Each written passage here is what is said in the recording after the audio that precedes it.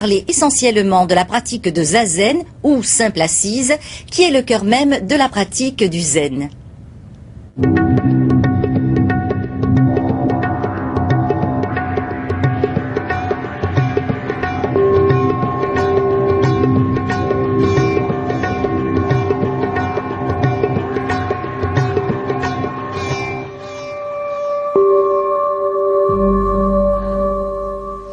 Bonjour à tous et merci de votre fidélité. C'est avec une grande joie que nous vous retrouvons sur le plateau de Sagesse Bouddhiste pour une seconde émission en compagnie de Maître Okumura que nous consacrons aujourd'hui à la pratique assise dans le zen, zazen, qui n'est pas seulement un exercice spirituel, mais également la réalisation de la sagesse par le corps. Alors pourquoi l'assise est-elle la base dans la pratique du zen? Vers quoi nous mène-t-elle? En quoi la posture est-elle déterminante? Quels peuvent être les obstacles? Et comment les contourner? J'ai le grand plaisir de retrouver pour en parler avec nous Maître Shohaku Okumura. Maître Okumura, bonjour. Bonjour. Je rappelle que vous appartenez à la tradition Zen Soto, que vous êtes un disciple d'Ushiyama Roshi, dont vous avez reçu les préceptes de moine en 1970 et la transmission en 1975, et que vous résidez donc par ailleurs aux États-Unis. Merci beaucoup d'être avec nous aujourd'hui. Thank you. Alors cette émission est consacrée, je le disais, à la méditation dans le zen, et plus particulièrement à ce que l'on appelle la pratique de Shikantaza. De quoi s'agit-il, Maître Okumura ? Je suis de la tradition du Zen Soto, fondée par le maître japonais Dogen Zenji. Et ce mot de Shikantaza était utilisé par le propre maître de Dogen Zenji, le maître zen Tando Nyojo, qui lui était chinois. Shi signifie seulement et Kantaza signifie s'asseoir. Donc cette posture Shikantaza signifie seulement s'asseoir. Dans les nombreuses traditions bouddhistes, chaque tradition possède une approche différente de sa propre pratique de méditation. Dans notre tradition, nous l'appelons zazen ou méditation assise, Shikantaza. Nous n'utilisons pas d'autres techniques de méditation, basées par exemple sur la visualisation, ou les mantras, ou les koans. Et même dans notre propre lignée, nous ne comptons pas nos respirations. Nous gardons seulement notre corps bien droit, les yeux ouverts, notre respiration part du nez, descend jusqu'à l'abdomen, et nous restons assis. Alors, cette attitude mentale qui est propre à Zazen, finalement, c'est un lâcher-prise total. Oui, quand nous sommes assis, nous gardons une position verticale. Nous sommes vigilants, ce qui signifie ne pas dormir. Et parfois, il arrive que lorsque nous sommes dans cette position, nous nous assoupissons, ou bien nous pensons.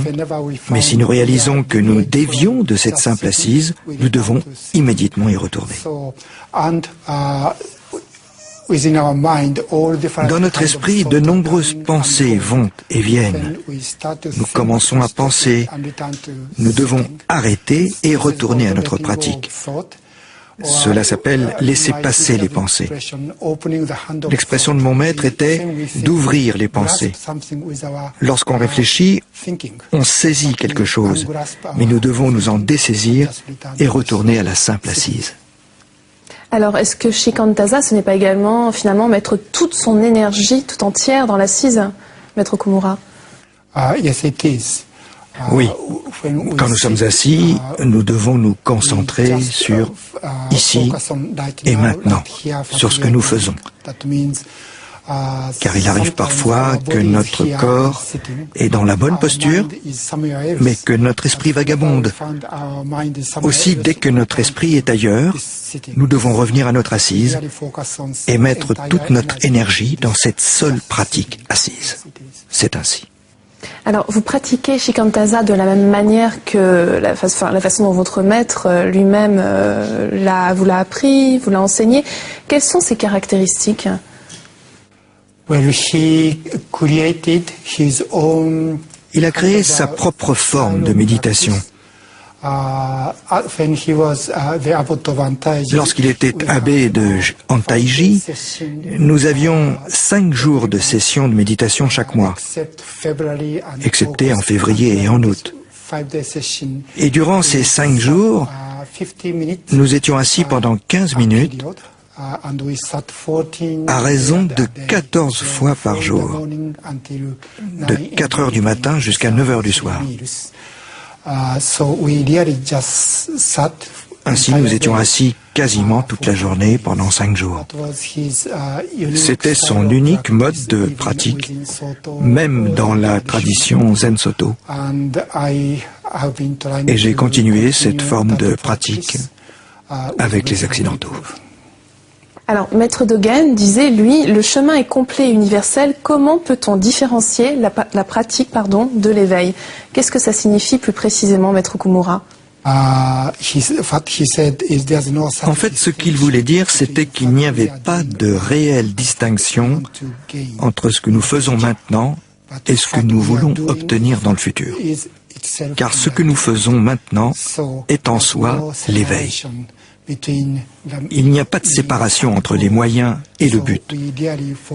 Nous devons idéalement nous concentrer sur ici et maintenant. Ce n'est pas un point de départ pour penser à ce qu'il serait possible d'obtenir dans le futur. Nous devons nous concentrer uniquement sur ce que nous faisons dans l'assise, sur le ici et maintenant. C'est ce qu'il voulait exprimer. Alors j'aimerais savoir comment est-ce que vous enseignez la posture qui est très importante à vos étudiants. Quels conseils, de façon concrète, est-ce que vous leur donnez? Oui, lorsque nous faisons zazen, nous nous asseyons sur un coussin rond, les jambes croisées, nous gardons notre corps bien vertical, le menton comme ceci. Nous gardons les yeux ouverts, notre respiration profonde part du nez vers l'abdomen. Nous gardons les mains comme ça, c'est le mudra universel, dans cette position, en contact avec l'abdomen, et nous gardons tout simplement cette posture. Alors, Maître Kumura, vous parlez également des 3 esprits. Apparemment, ces 3 esprits régissent la façon dont nous faisons zazen et également la façon dont nous nous comportons dans notre vie quotidienne. De quoi s'agit-il? Vous pouvez nous en dire un petit peu plus? Tous les pratiquants doivent se souvenir des 3 esprits Sanshin. Ce sont l'esprit vaste, l'esprit aimant et l'esprit joyeux. Et Maître Dogen disait que ces 3 attitudes étaient la base que tous les pratiquants, comme le Bodhisattva, se devaient de garder dans leur pratique et leur communauté. Alors l'esprit vaste, c'est l'esprit qui développe l'équanimité, sans discrimination, qui accepte les choses tout comme l'océan reçoit l'eau des différentes rivières, sans aucune discrimination. L'esprit aimant, c'est l'esprit de celui qui prend soin des autres. C'est l'attitude que nous développons plus dans la maturité, car dans l'enfance, on ne peut pas le développer. Mais après, à l'âge adulte, on peut prendre soin des autres personnes. Et l'esprit joyeux développe la joie que nous éprouvons en aidant autrui. Ces 3 attitudes de l'esprit sont très importantes. Pas seulement dans les communautés zen ou bouddhistes, mais dans toutes les communautés. Mais alors pourquoi justement ces 3 esprits sont à la base de chaque communauté, Maître Kumura?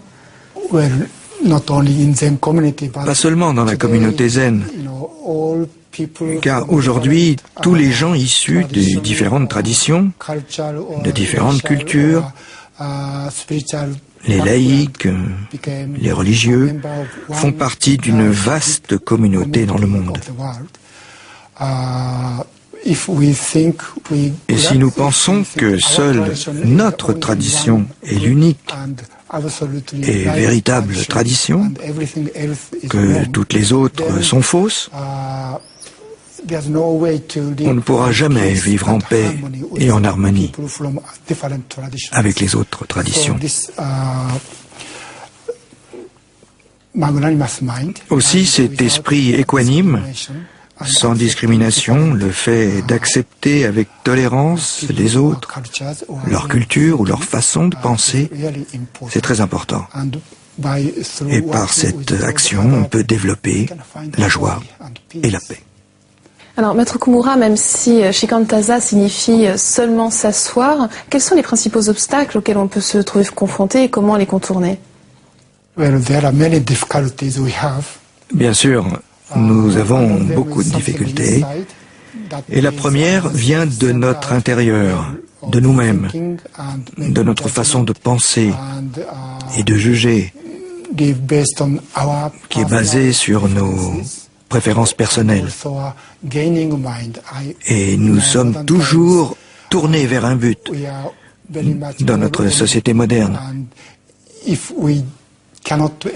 Et si nous n'arrivons pas à l'obtenir, ce but, il devient alors très difficile de se motiver pour agir. C'est un réel obstacle à la pratique. Il y a tant de, de stimulation de l'extérieur et de tentation pour avoir toujours plus. On est toujours en train de courir après quelque chose et nous en oublions l'essentiel, être dans le présent, ici et maintenant. C'est une deuxième difficulté. Et aussi, évidemment, et particulièrement pour les Occidentaux, s'asseoir les jambes recroisées peut être une difficulté.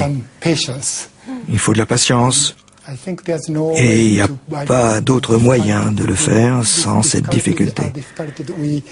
Nous devons affronter ces différents obstacles et il n'y a pas moyen d'y échapper. C'est ce que je pense. Alors pour terminer cette émission, Maître Kumura, est-ce que vous pouvez nous dire en quelques mots à quoi justement peut servir cette assise de Shikantaza dans notre vie quotidienne, pour nous-mêmes mais aussi pour les autres? Comme je le disais, dans notre société moderne, nous pensons toujours en termes de but. Nous sommes toujours en train de courir après quelque chose, afin d'obtenir et de gagner quelque chose. C'est l'une des causes des difficultés que nous rencontrons. Nous sommes tellement avides d'acquérir pour être heureux et satisfaits, et pourtant, il est important de redevenir nous-mêmes, d'être intimes, familiers avec nous-mêmes afin de mieux nous connaître, voir quels sont nos vrais besoins et pas nos désirs, comprendre la différence entre ce dont nous avons réellement besoin pour vivre en tant qu'être humain et notre besoin de satisfaire constamment ce qui n'est pas essentiel. C'est très important pour nous aujourd'hui. Aussi, cette pratique de Shikantaza, ou seulement s'asseoir, peut être d'un grand secours pour devenir plus intime avec nous-mêmes et découvrir réellement qui nous sommes. Merci beaucoup, Maître Kumura, d'avoir accepté notre invitation. Merci. Thank you. Si vous souhaitez en savoir plus sur ce sujet, voici quelques ouvrages que nous vous conseillons. Tout d'abord, La pratique du zen de Maître Tezen Deshimaru, publié chez Robert Laffont. Vous retrouverez dans cette réédition des conseils pour pratiquer zazen, les textes sacrés du zen, ainsi que les enseignements donnés aux disciples pendant le zazen. La voie zen de la vie au monastère à la vie quotidienne de Myokyo Ni, publié aux élections Acarias l'originel. Ce livre expose avec clarté l'enseignement bouddhiste fondé sur l'exemple du Bouddha et précise les principes fondamentaux de la voie zen à travers un récit détaillé de la vie dans un monastère zen contemporain. Et enfin, Shobogenzo, la vraie loi, trésor de l'œil de Maître Dogen, traduit et annoté par Yoko Rimo, publié aux éditions Sully. Vous retrouverez dans ce premier tome une partie consacrée à la méditation. Je vous rappelle que ce recueil contient un certain nombre de textes parmi les plus importants de la tradition Zen Soto. Vous pouvez retrouver cette émission sur le site de France 2 en cliquant sur la rubrique Tous les programmes et Chemin de la foi. Merci de nous avoir suivis. Je vous souhaite une agréable journée. À dimanche prochain.